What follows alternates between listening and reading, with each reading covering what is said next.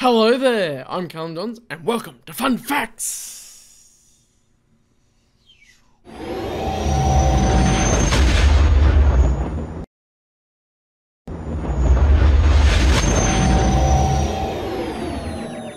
And back to the EU 101, where I answer your questions about the Star Wars Expanded Universe. So, this time I had a question over here of why does everyone always say Luke is too overpowered and a Force god? Now, to start with, I will say I think a lot of these people just haven't read the stories. And that seems to be the case with a lot of people, and they just read about what happens on Wikipedia or wherever, or they hear about it online somehow, but they don't actually read the stories. And so they don't have the full context to each of the feats that are listed there. And so they think, oh, why can he do all of this? This seems ridiculous. And so that would be the main thing I would say. Although, on the other hand, Luke is quite powerful. And George Lucas is on record as saying that Luke Skywalker is the most powerful Jedi. So as the expanded universe grew to show different Force powers, different skill levels, all these different Jedi and everything with all these feats, then Luke had to be scaled above them. And so, to line up with George Lucas's vision of Luke Skywalker being the most powerful Jedi, as well as him ticking off and signing off on the other feats and the powers and stuff that other Jedi had, then we have what we have of Luke. Now, he is very powerful, but you got to also remember, reading the stories, his flaws are still evident, even up to Crucible. Because he always was afraid of going too far, messing up, turning to the dark side, or causing some other problem for someone, as far as the dark side goes. Which is, one of the examples, is he didn't immediately attack the Yuuzhan Vong. And so they actually caused a lot of more devastation to the galaxy than if he had.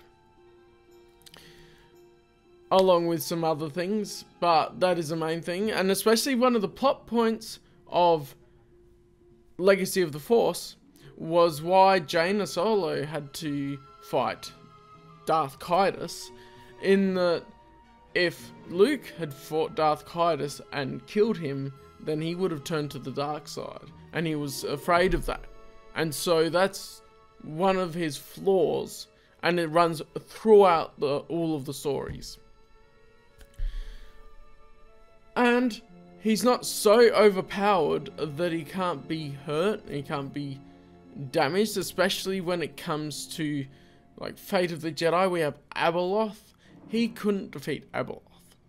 And so he had to team up with others and do things that he normally wouldn't do to be able to fight and survive against her. And ultimately defeat her.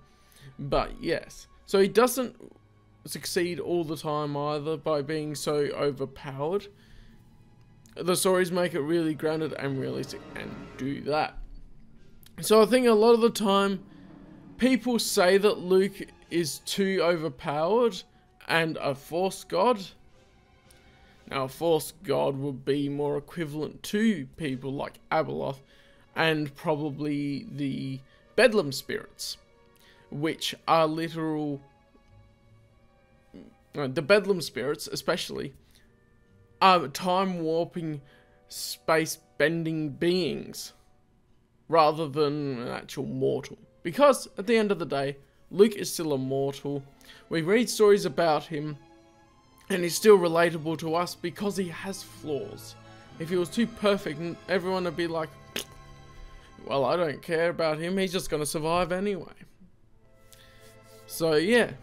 That's pretty much that. So, read the EU. Do it. Because that will give you proper context. It's like in the same vein as people saying Starkiller is overpowered. If you read the novels boom, he's more grounded and realistic. And the novels are more detailed and superior as far as canonicity to the gameplay of the Force Unleashed video game, especially when it comes to the different variations. So when it comes to that sort of thing, it's like, yeah, you actually gotta read it. Ooh. Rather than just reading about some feats that he did and going, that's ridiculous. Actually read the story.